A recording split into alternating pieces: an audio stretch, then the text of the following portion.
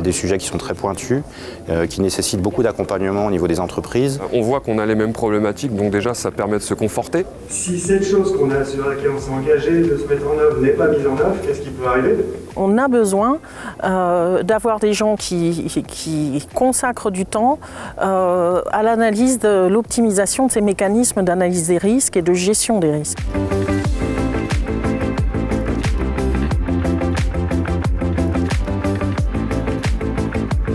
Chacun apporte sa pierre parce qu'on est dans le monde des PME comme des grandes entreprises. La valeur ajoutée du Club EBIOS, c'est de réunir des gens qui viennent de mondes différents.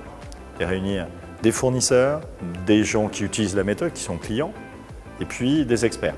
On a des avocats, on a des juristes, on a des gens qui sont extrêmement techniques, qui sont architectes, on a des personnes qui sont chefs de projet, on a des responsables du management des risques. Et cette pluridisciplinarité nous permet justement d'échanger.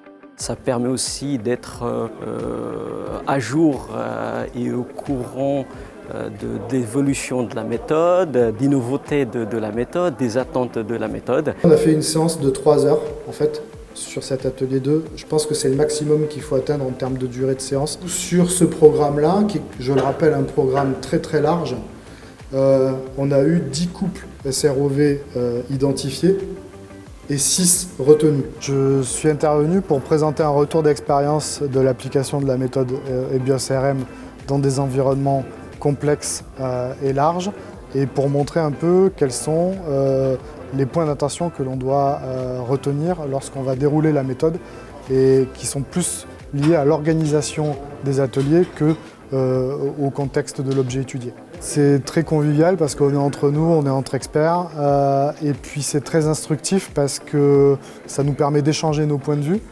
Et il y a beaucoup de questions. Par exemple, il y a la problématique de l'accidentel qui a été beaucoup été levée. Si vous pouvez apporter quelques réponses à des questions que je me pose encore, c'est tout l'intérêt, selon moi, du club.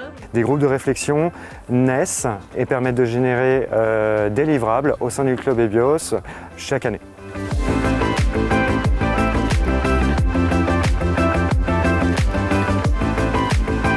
L'objectif, c'est d'une part faire évoluer la méthode pour la démocratiser. De l'enseigner et puis également de l'améliorer puisque faut conserver l'esprit critique, on est sur une matière qui évolue très vite. Ça ne fait que commencer entre guillemets et ça part plutôt bien parce qu'il y a une courbe d'adoption de la méthode qui me semble exponentielle.